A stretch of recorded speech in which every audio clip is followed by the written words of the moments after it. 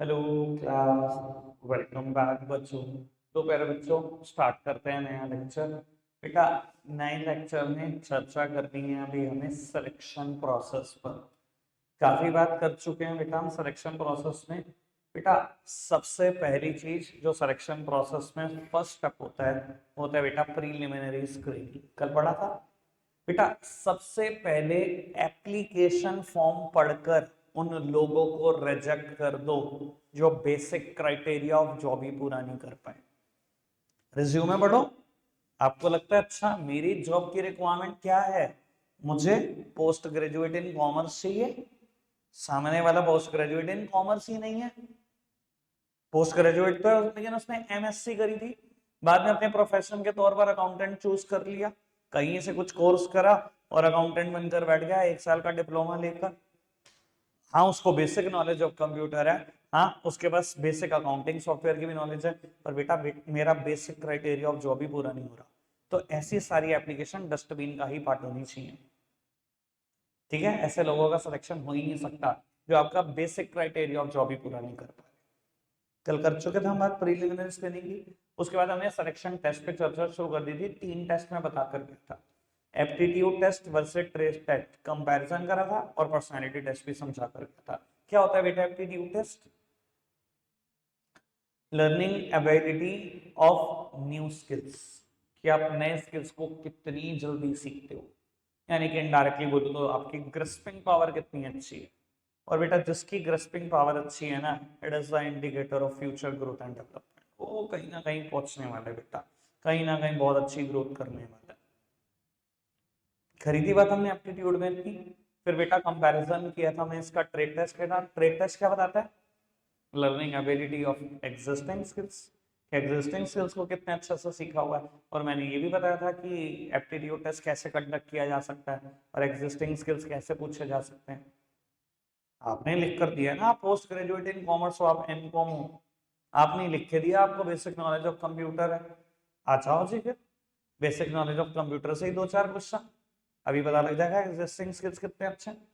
अच्छा, basic accounting software की भी नॉलेज है आपको। क्या चलाते हो? टैली चलाते हो, बीजी चलाते हो, मार्क चलाते हो, कोई तो सॉफ्टवेयर का नाम बोलेगा ही वो। अच्छा ये सॉफ्टवेयर चलाते हो, अच्छा जी। यहीं से क्वेश्चन 2 4 फायर किए जाए, अभी पता लग जाएगा एग्जिस्टिंग स्किल्स हैं या नहीं। ये बात होगी। फिर पर्सनालिटी टेस्ट की हमने बात करी। बेटा सबकी पर्सनालिटी में कुछ ना कुछ यूनिक फीचर है, और बेटा ये पर्सनालिटी टेस्ट करना बहुत ही जरूरी है अगर आप सच में किसी जॉब के लिए किसी को चूज कर रहे हो। कल हमने 2 4 बातें करी बेटा कि अगर कोई किसी को बोलना पसंद नहीं है, घूमना पसंद नहीं है, तो वो सेल्स मैनेजर नहीं हो सकता। किसी को बोलना पसंद नहीं है वो टीचर नहीं हो सकता। किसी को बहुत बोलना है वो चार्टर्ड अकाउंटेंट नहीं हो सकता। ऐसी बहुत सारी बातें हम कल डेटा माइन कर रहे थे। तो पर्सनैलिटी टेस्ट की भी अपनी जरूरत है। 3 टेस्ट डन। अब आगे बेटा, तो वो सबसे लास्ट टेस्ट आपके नोट्स में लिखा होगा इंटरेस्ट टेस्ट। देखो, कई बार ना ऑर्गेनाइजेशन आपका इंटरेस्ट जानने की कोशिश करती है, आपकी लाइकिंग्स जानने की कोशिश करती है। वो लाइकिंग बेटा ओवर टू जॉब भी हो सकती है, ओवर टू लोकेशन भी हो सकती है। कहने का मतलब है बेटा, आपने ना डबल एमबीए किया है। बहुत लोग इंटरेस्टेड होते हैं ऐसी चीजों में बेटा कि मैं और पढ़ूं और पढ़ूं। आपने एमबीए कर लिया एचआर में भी, मार्केटिंग में भी। आप मार्केटिंग मैनेजर भी बन सकते हो, ह्यूमन रिसोर्स मैनेजर भी बन सकते हो। और मान लो मेरी ऑर्गेनाइजेशन नहीं है, मेरे पास दोनों की पोस्ट ही वैकेंट है, और आपका इंटरव्यू इतना, मतलब आपके स्किल्स देखकर मैं इतना इंप्रेस हूं कि मुझे लग रहा है कि मैं कुछ भी दे सकता हूं आपको दोनों में से जॉब, तो मैं आप ही की लाइकिंग छान लेता हूँ। आप ही का इंटरेस्ट जानना चाहता हूँ ओवर टू जॉब्स, कि आप एचआरएम बनने में इंटरेस्टेड हो या मार्केटिंग मैनेजर, मेरे पास दोनों पोस्ट वैकेंट है। क्योंकि अगर आपके इंटरेस्ट के बिना मैं कहीं पर आपको रिक्रूट कर दूं, तो बेटा शायद वो परफॉर्मेंस ही ना आए जो आनी चाहिए, जो मैं एक्सपेक्ट कर रहा हूँ, है ना। जब हम कोई चीज इंटरेस्ट से करते हैं हमारी परफॉर्मेंस अलग ही दिखती है, ठीक है ना। और किसी के दबाव में करेंगे, बिना इंटरेस्ट के करेंगे, तो पता ही है आपको क्या होगा बेटा, वो परफॉर्मेंस कभी आएगी नहीं। या अगर मैं लोकेशन की बात करूं तो लोकेशन में भी इंटरेस्टेड जाना जाता है। मान लो आप हो एचआर, एचआरएम बनने आए हो, मतलब ह्यूमन रिसोर्स मैनेजर बनने आए हो, आपने एमबीए एचआर में किया है, और मेरे पास HRM की पोस्ट वैकेंट है 2 लोकेशन पर। हमारी एक फैक्ट्री इंडिया में है, कहीं भी समझ लो बेंगलुरु में, और एक फैक्ट्री बेटा ओवरसीज है दुबई में।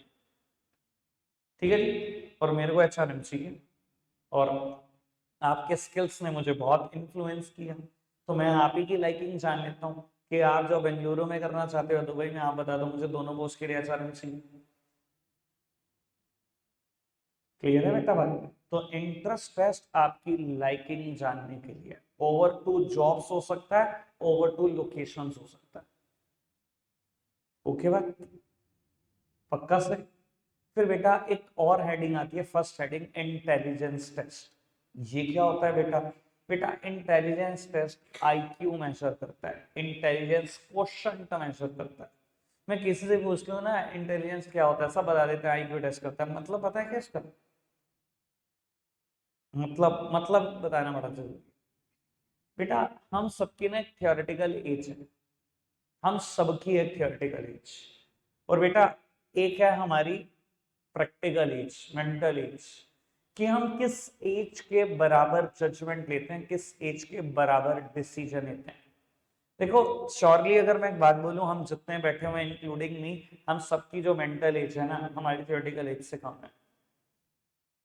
अगर आप सब 17-18 के बैठे हो ना, कभी टेस्ट डाले ना, हम इतना इंटेलिजेंट नहीं है कि हमारी मेंटल एज 20 साल आ जाए, 21 साल आ जाए, कि हम 21 साल के लोगों के बराबर जजमेंट लेते हैं और डिसीजन लेते हैं। ये न्यूटन, आइंस्टाइन, शायद फ्योल टेलर, ऐसे लोगों के लिए है चीजें, हमारी तो कमी आती है। ठीक है ना जी? चलो, लेकिन फिर भी ऑर्गेनाइजेशन आईक्यू टेस्ट करती हैं। ठीक है जी, और अगर अच्छा आईक्यू है तो बेटा आप बेटर जॉब के लिए आपको रिक्रूट कर सकती हैं, सेलेक्ट कर सकती हैं। ठीक है जी, बात समझ में आती है? रणछोड़ दास की हो सकती है बेटा आईक्यू अच्छी, हमारी तो थी नहीं, और क्लासरूम में घुस के ज्ञान ले लेता था, हमसे अपना ही नहीं ज्ञान संभाला जा रहा 12th का, बाकी तो क्या ही ज्ञान लेंगे हम, है ना? और वो बात समझ में आती है? अब मेरी बात सुनो, कल वाला एग्जाम्पल चल रहा है, मुझे ऑर्गेनाइजेशन में मान लो 3 अकाउंटेंट चाहिए, ऐसा एग्जाम्पल रख लेते हैं, और 50 लोगों ने अप्लाई करा। प्रीलिमिनरी स्क्रीनिंग में 20 एप्लीकेशन ऐसी थी जो बेसिक क्राइटेरिया ऑफ जॉब पूरा नहीं कर पा रही थी, वो रिजेक्ट हो गई।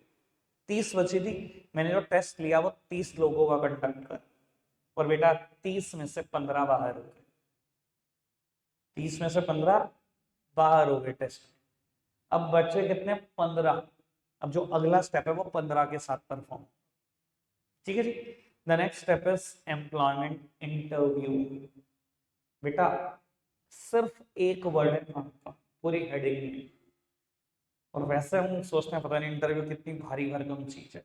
इंटरव्यू मतलब फॉर्मल इन डेप्थ कन्वर्सेशन, कि किसी भी टॉपिक पर फॉर्मली बात करना और इन डेप्थ बात करना। मतलब इंटरव्यू में आपको लगता है बैंड बजाई जाती है, पर बेसिकली ज्यादातर ऑर्गेनाइजेशन अगर मेरे को सिर्फ एक वर्ड बोलना हो जो आपका चेक करती है, वो कॉन्फिडेंस है, बस दैट्स इट। मैं और कुछ नहीं बोल रहा, सिर्फ एक ही चीज चेक की जाती है, सिर्फ एक ही चीज। मैं कहता हूँ जो मर्जी इंटरव्यू देख लो, घूम फिर के एक ही चीज चेक होती है, कॉन्फिडेंस लेवल आपका, कि अगर झूठ भी बोल रहे हो तो कितनी सफाई से बोल रहे हो। उनको क्या, आपको क्या लगता है वो बच्चे हैं, उनको नहीं पता आप झूठ बोल रहे हो? सब पता है उनको, आपके जैसे रोज आते हैं वहां 100-200, उनको तो ये देखना है आपका कॉन्फिडेंस लेवल कितना कमाल का। जॉब अगर कॉम्प्लेक्स है तो मतलब वो कॉम्प्लेक्सिटी आप संभाल भी सकते हो कि नहीं संभाल सकते। मैंने बहुत सारी चीजें बताई थी आपको लास्ट टाइम इंटरव्यू में, 2-4 उसमें से एक्सप्लेन करता हूँ। बेटा इंटरव्यूअर क्या है? फॉर्मल इन डेप्थ कन्वर्सेशन है, मतलब सिर्फ इन बातों पे ही इन डेप्थ कन्वर्सेशन हो जाती है। आपका नाम क्या है, किसने रखा, क्यों रखा, मतलब क्या, इन चीजों में ही पीछे उड़ जाते हैं, और आपको लगता है कि भाई साहब ये तो टॉर्चर हो गया। सिर्फ इन चीजों में इन डेप्थ घुस जाता है भाई साहब इंटरव्यूअर, पीछे पड़ जाता है आपके। मैंने आपसे कभी वो बात की है, व्हाट इज बिफोर यू वाली? What is before you? It's coffee, ऐसा कुछ बात की है? की थी शायद 11th में की थी, एक इंटरव्यू का क्वेश्चन आपके साथ शेयर किया था मैंने। बेटा एक इंटरव्यूअर ने कॉफी मंगाई, इंटरव्यूई के लिए भी और इंटरव्यूअर अपने लिए भी। और बेटा क्वेश्चन कर रहा है व्हाट इज बिफोर यू, जो कोई आ रहा है इंटरव्यू, सर इट्स कॉफी, कहता है यू गॉट रिजेक्टेड, कह रहा भैया मैंने ऐसा क्या बदल बोल दिया, एक के बाद एक रिजेक्ट हो रहा है, और अल्टीमेटली एक आंसर क्या, सर इट्स टी, कहता है यू गॉट सेलेक्टेड। सब सरप्राइज थे कि इसका सिलेक्शन क्यों हो गया। बेटा उसने पूछा what is before you, in English alphabet it is T, P Q R S T, you V W x, you से पहले क्या, मतलब ये खैर ये कोई नॉर्मल इंटरव्यू नहीं है, ठीक है ना, आईएएस में ऐसे क्वेश्चन होते हैं बहुत माइंड ब्लोइंग, जो दिमाग हिलाते हैं आपका, ऐसी चीजें आईएएस के लिए। अल्टीमेट चीज जो चेक करनी है वो आपका पेशेंस लेवल, आपका कॉन्फिडेंस लेवल है। कई बार बेटा इंटरव्यू में ऐसे भी क्वेश्चन होते हैं, आपसे पूछा जाता है कि मेरी ऑर्गेनाइजेशन पिछले 6 महीने से लॉस में चल रही है, आप होते तो क्या करते, और लोग ऐसे ऐसे ज्ञान फैलने लगते हैं ऐसे सब कुछ वही है, सर मैं ऐसा करता, मैं वैसा कर देता, ये कर देता, वो कर देता, ऐसे लोग सबसे पहले रिजेक्ट होते हैं। बेटा सामने वाले को लगता है मैं 20 साल से इस कुर्सी पे बैठा हूं, मैं पागल हूं, आज तेरा ही ज्ञान सुनने बैठा हूं मैं, वो जानबूझ के आपसे ऐसे क्वेश्चन कर रहा है। बेटा ऐसी सिचुएशन में हमेशा बेस्ट आंसर क्या होता है कि सर अभी तो मैं नया हूं इस ऑर्गेनाइजेशन के लिए, अभी मैं ऑर्गेनाइजेशन में आ जाऊं, सच में इस सिचुएशन को समझ लूं, जो ये सिचुएशन आप मुझे समझा रहे हो, फिर मैं देख पाऊंगा कि मैं बेटर क्या कर पाऊंगा ऐसी सिचुएशन में। आप एक्चुअली उस सिचुएशन में हो नहीं, सामने वाले ने क्वेश्चन पूछा, बस कूद पड़े, ज्ञान फैलने लग पड़े कि मैं ही हूं आज सारा ज्ञानी महापंडित, जो 20 साल से बैठा हुआ पागल है वो, उसको नहीं पता क्या कर सकते था। ऐसे ही करते हैं ना लोग, दिखाते हैं कि हमारे पास बहुत एक्स्ट्रा नॉलेज है, वॉट लग जाती है इतनी देर में इंटरव्यू में, जिनकी वॉट लगती है ना कोई वजह होती है, क्योंकि कोई ना कोई हरकत की होती है ऐसे इंटरव्यू में उन्होंने। इवन बेटा आपकी पर्सनैलिटी तक टेस्ट होती है इंटरव्यू में, ठीक है ना जी। लोग बेटा किसी ऑर्गेनाइजेशन को 99% वाला बुद्धू नहीं चाहिए, नंबर है 99%, पूछ लो ना भाई साहब तेरे एरिया में कौन एमपी एमएलए ये भी नहीं पता, देश का पीएम प्रेसिडेंट कौन है ये भी नहीं पता, इतने नल्ले लोग भी हैं हिंदुस्तान में भाई। ऐसा कुछ नहीं चाहिए आज की तारीख में ऑर्गेनाइजेशन को कि 99% नंबर लेके घूम रहे हो, खाली घूमते रहोगे बेटा। Overall personality must be strong, वो बहुत बढ़िया होनी चाहिए ओवरऑल पर्सनैलिटी, ठीक है ना। 75% हो लेकिन ओवरऑल पर्सनैलिटी अच्छी हो, वो ज्यादा बेटर है आज की तारीख में। अब वो कोई ऑर्गेनाइजेशन नंबरों पे इतना जोर अब दे ही नहीं रही, ठीक है ना। इवन मैनेजमेंट की जॉब में और भी बहुत सारी चीजें होती हैं, एक बात और बताता हूँ जो मुझे याद आती है। वैसे देखो बातों का तो पिटारा है, इंटरव्यू टॉपिक शुरू करो आप सुबह से लेकर रात तक बात करते जाओ, मैं इतने ज्ञान दे सकता हूँ आपको इंटरव्यू पे, पर बाबू लेकिन ये एक आखिरी बात करूंगा, मैं वाइंड अप करूंगा, आगे बढ़ेंगे इसको।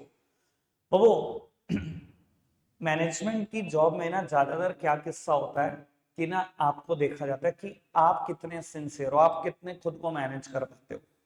एक बार यही हुआ, आपने अपने डॉक्यूमेंट की फाइल ऑफर करी इंटरव्यूअर को, इंटरव्यूअर ने फाइल ली और आपको होपलेस करने के लिए उसने कह दिया कि सर इसमें ना 10th का पासिंग सर्टिफिकेट नहीं है, या 12th का पासिंग सर्टिफिकेट नहीं है, या ग्रेजुएशन की डिग्री नहीं लगी।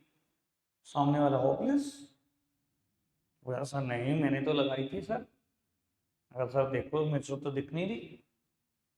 वो कई बार ऐसा कर देते हैं, आपको होपलेस कर देते हैं, और सामने वाला परेशान हो गया, क्या होता है एक पलट पेपर पलट, 2 बार पलट, 4 बार पलट, नहीं दिखती चीज सामने होती, दिखती नहीं जब आदमी होपलेस हो जाए। खैर आदमी ने फाइनली ढूंढ के ले ली। जवाब पता है क्या था इंटरव्यूअर का, सर पहले खुद को ही मैनेज कर लो, हमारी कंपनी मैनेज करने आ रहे हो, डॉक्यूमेंट लगाने का भी सीक्वेंस होता है, from highest degree to the lowest degree. अगर आपकी हाईएस्ट डिग्री पोस्ट ग्रेजुएशन है तो पहले पोस्ट ग्रेजुएशन लगेगी। पोस्ट ग्रेजुएशन जनरली 2 इयर्स की है, मान लो हमने एमकॉम किया तो एमकॉम फर्स्ट ईयर किया होगा, सेकंड ईयर किया होगा, और फिर डिग्री आई होगी। एक तो दोनों रिजल्ट आए होंगे आपके और एक डिग्री आई होगी, तो पहले क्या लगेगा, डिग्री लगेगी, एमकॉम सेकंड ईयर की मार्कशीट लगेगी, एमकॉम फर्स्ट ईयर की मार्कशीट, ऐसी ग्रेजुएशन की डिग्री, बीकॉम थर्ड ईयर, अगर सेमेस्टर वाइज किया तो सेमेस्टर वाइज 6 5 4 3 2 1। अगर एक एक साल में ही किया है तो बेटा थर्ड ईयर की मार्कशीट, सेकेंड ईयर की, फर्स्ट ईयर की, देन ट्वेल्थ, देन टेंथ। तो मैं 10 12 में कितने सर्टिफिकेट मिले? एक एक दो दो। एक तो मार्कशीट मिली होगी, पासिंग सर्टिफिकेट अलग मिला है, तुम्हें एक ही मिला है। पहले दो देता था ना सीबीएसई, पता है ये बात? तुम्हें एक ही मिला है। सीबीएसई भी पहले दो देता था, मतलब मार्कशीट अलग, पासिंग सर्टिफिकेट अलग। यूनिवर्सिटी में आज भी वही कल्चर है, मार्कशीट अलग होती है, पासिंग सर्टिफिकेट अलग होता है। तो ऐसे ही होता है सीक्वेंस। तो बाबू इंटरव्यू तो मतलब मैंने बता दिया बहुत एक्सट्रीम चीज है, ठीक है, जितनी मर्जी बातें कर लूंगा मैं, लेकिन घूम फिर के मतलब एक ही, फॉर्मल इन डेप्थ कन्वर्सेशन, और बात सिर्फ यही कि आपका कॉन्फिडेंस जज करना है। बढ़ जाए आगे, ठीक है जी, सब्जेक्ट मैटर पे रहते हैं क्योंकि मैं नहीं चाहता कोर्स भी डिले हो जाए, बातें बहुत कर लूंगी। तो वो अब मैं कहता हूँ इंटरव्यू में ना 15 में से 10 लोग आपने रिजेक्ट कर दिए, 5 लोग बच गए, ठीक है जी। बेटा फोर्थ स्टेप मैं जो परफॉर्म करूंगा 5 लोगों से करूंगा, और बेटा फोर्थ स्टेप है रेफरेंस एंड बैकग्राउंड चेक। वो आपसे रेफरेंसेस मांगी जाती हैं, और कुछ रेफरेंसेस आपके खुद के रिज्यूमे में होती हैं। कई बार आप ना बेटा टेस्ट में ना कुछ ऐसी बातें बोल जाते हो जिससे इंटरव्यू पीछे पड़ जाते हैं आपके, और उन्हीं चीजों की रेफरेंसेस मांग लेते हैं।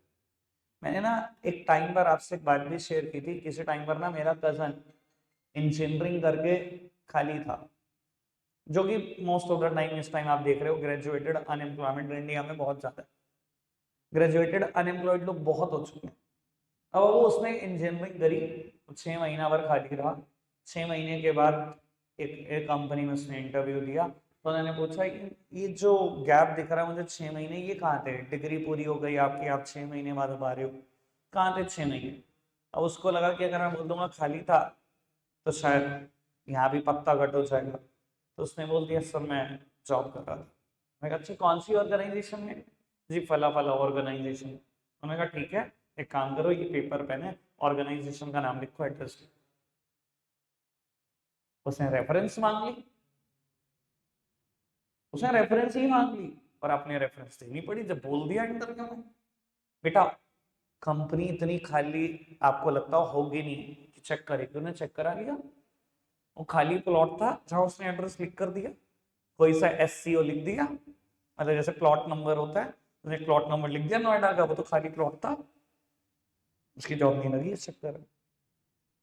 तो आपसे रेफरेंसेस मांगी जाती है प्रीवियस एम्प्लॉयर की, और वेरीफाई करा दिया जाता है, इवन आपकी डिग्री तक वेरीफाई करा देती है ऑर्गेनाइजेशन। आपने कह दिया मैंने एमकॉम करी है, ये रे passing certificate degree, sir India में डिग्री डिग्री बनवाना, पासिंग सर्टिफिकेट बनाना सर कोई बड़ी बात नहीं है, एक से बढ़कर एक स्कैनर अवेलेबल है, इससे हम दूसरे की डिग्री उठाते हैं, धड़ाधड़ कॉपी, कोई बड़ी बात नहीं है। तो वो क्या करते हैं, वो बेटा वेरीफाई करा देते हैं, अच्छा आपने कुरुक्षेत्र यूनिवर्सिटी से, क्या यूनिवर्सिटी से रेफरेंस चेक कराने आपके, इस ईयर में इस रोल नंबर की कोई मार्कशीट जारी करी थी, ये बच्चे का नाम था, इसके पिताजी का नाम ये था, ये नंबर थे इसके, सब चेक करा लेते हैं सब। बहुत बहुत मतलब लोग इसमें भी बाहर हो जाते हैं, ठीक है जी। मैं कहता हूं आपने पांचों की रेफरेंस मांगी और पांचों ठीक निकल गए, रेफरेंसेस सबके एक्यूरेट आते हैं, तो जब मैं अगला स्टेप करूंगा वो पांचों के साथ ही करूंगा, या अगर आप ऐसा सोचो कि एक रिजेक्ट हो गया तो हो गया, ठीक है, एक की रेफरेंस गलत आई आपने उसको निकाल दिया, 4 से अब अगला स्टेप परफॉर्म करोगे। बेटा फिफ्थ स्टेप कहता है सिलेक्शन डिसीजन ले लो। जिन लोगों के साथ आपको सिलेक्शन डिसीजन लेना है, सिलेक्शन डिसीजन ले लो। देखो मैं ना वो बात करने जा रहा हूँ जो ना ना तो मेरे नोट्स करते, ना ही मेरी एनसीईआरटी करती। देखो एनसीईआरटी भी कहती है, मेरे नोट्स भी कहते हैं, 3 लोग सेलेक्ट करने हैं ना अपने अकाउंटेंट, 3 लोगों के लिए सिलेक्शन डिसीजन लेने की सोचो, जिन्होंने सारे टेस्ट अच्छे से क्लियर करे, इंटरव्यू बहुत बढ़िया दिया, और उनकी रेफरेंसेस भी बिल्कुल ठीक है, उन 3 लोगों को सोच लो। बेटा मैं लेकिन आपको एक बात बता देता हूँ, सिलेक्शन डिसीजन एक्चुअल लाइफ में जितने लोग मुझे चाहिए मैं उनसे ज्यादा के लिए लेता हूँ। मान लो मुझे 3 चाहिए ना, मैं फिर भी 4 5 के लिए सिलेक्शन डिसीजन लूंगा। मैं ऐसा क्यों करूंगा ये भी समझ लो। अगले स्टेप से बात समझ में आ जाएगी। अगला स्टेप है मेडिकल एग्जामिनेशन। बेटा मैं ना, मान लो अगर मैंने 3 लोगों को सेलेक्ट करना है, मैंने 4 लोगों के लिए सिलेक्शन डिसीजन लिया, मैंने चौथे बंदे को पता है क्या कहा कि अभी हम आपको क्या कर रहे हैं, स्टैंड बाय में रख रहे हैं, अगर आपकी जरूरत पड़ी तो आपको बुला लें। सिलेक्शन डिसीजन किया उसका भी, सेलेक्ट उसको भी किया और उसको रखा भी स्टैंड बाय में। देखो अगर मैं सीधा कह दूंगा आप सबको रिजेक्ट कर दिया गया, 3 लोगों को ही बता दिया कि आप सिलेक्शन हुआ, और मैंने उन्हें कहा कि कल जाना मेडिकल फिटनेस सर्टिफिकेट लेकर आना। सर आज की तारीख में वर्क प्लेस पे बड़ी जरूरी चीज है।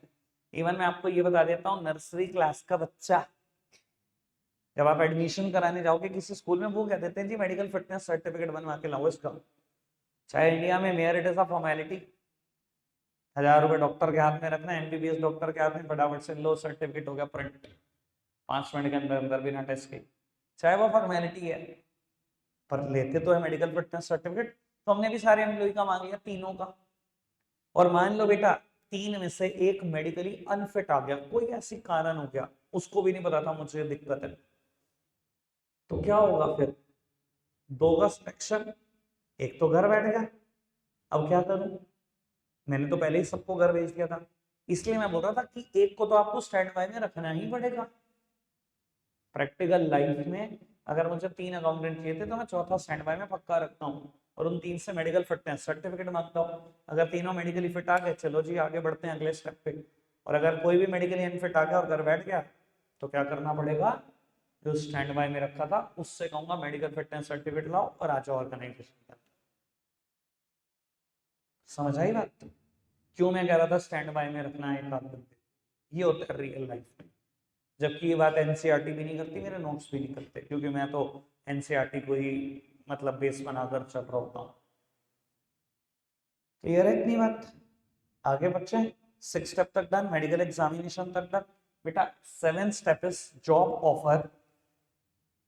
7 स्टेप है जॉब ऑफर। और बेटा 8 step is contract of employment. Contract of employment. बेटा जॉब ऑफर करना और कॉन्ट्रैक्ट ऑफ एम्प्लॉयमेंट जमीन और आसमान का अंतर है। किसी भी हाल में इन दोनों को एक ना समझ लिया जाए, और दोनों के बीच में क्या डिफरेंस है वो मैं अच्छे से क्लियर कर देता हूँ। अब आपने मेडिकल फिटनेस सर्टिफिकेट दे दिया, ठीक है जी। बेटा ऑर्गेनाइजेशन कहती है कि सब हमने आपको सेलेक्ट तो कर दिया है, अब हम आपसे जब फर्दर कम्युनिकेट करेंगे तो आपको बता देंगे कब आना है, कहाँ आना है, कैसे आना है। ठीक है जी, आप सब अपने घर पे। एक दिन मेल आती है आपके पास ऑर्गेनाइजेशन की, और बेटा मेल पर एक अटैचमेंट होती है। जब आप अटैचमेंट डाउनलोड करते हो तो बेटा पेपर के बिल्कुल बीच में बड़ा बड़ा बोल्ड लेटर में लिखा होता है लेटर ऑफ अपॉइंटमेंट, कि you mister this and that son of this and that, आपका पूरा एड्रेस कि आपको हमने सेलेक्ट करा है अपनी ऑर्गेनाइजेशन की दिस पर्टिकुलर ब्रांच के लिए, यहाँ पर लोकेटेड है, इसका एड्रेस ये है। अगर आप जॉब में इंटरेस्टेड हैं तो आप इस टाइम पर पहुंच जाना, reporting time is this and that, इस डेट पर पहुंच जाना, reporting date is this and that, और वहां पर जाना, इस पर्सन से कांटेक्ट करना। ठीक है, यानी कि बेटा जॉब हमेशा ऑफर की जाती है लेटर ऑफ अपॉइंटमेंट के थ्रू। जॉब कैसे ऑफर की जाती है? लेटर ऑफ अपॉइंटमेंट देकर। देखो आपने सेलेक्ट करा, आपने उसका इंटरव्यू लिया, सब कुछ आपने करा, वो इंटरेस्टेड है कि नहीं आपको पता है? क्योंकि कई बार बड़ा इंसान कैलिबर रखता है, बड़ा दिमाग रखता है, तो वो क्या करता है, एक कंपनी में नहीं देता इंटरव्यू, वो 10 में देता है। उसका इंटरव्यू देने का मतलब ये नहीं है कि वो बिल्कुल तैयार है आपकी कंपनी में आने के लिए, वो भी 10 में इंटरव्यू दे रहा है। आप जैसे 10 लोगों का कंडक्ट कर रहे हो इंटरव्यू, वो भी 10 में ही दे रहा है इंटरव्यू, हो सकता है उसको समझना है। तो बेटा जॉब ऑफर करना एक प्रपोजल है। कंपनी कह रही है मैं तो तैयार हूं आपको रखने के लिए, आप तैयार हो कि नहीं हो?